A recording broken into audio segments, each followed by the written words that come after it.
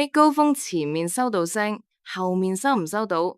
呢個其實由收音模式決定㗎。收音模式即係 polar pattern，決定咗支咪對邊個方向嘅聲音最敏感。首先係全向式，即係360度全方位收音，任何方向嘅聲都會收到，佢好適合錄大自然環境聲。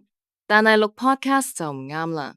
因為會收到太多雜音，跟住係心形指向，佢對正前方最敏感，側面同後面嘅聲會慢慢減弱。呢個係 podcast 最常用嘅模式，因為可以集中收錄你把聲，減少干擾。第三種係超心形指向，收音範圍比心形更窄，側面排斥力仲強啲。不過要留意，佢後方會有少少收音。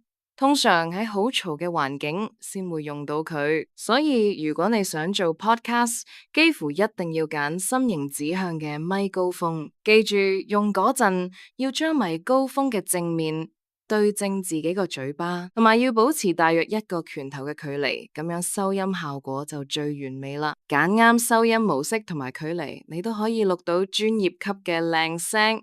下次見。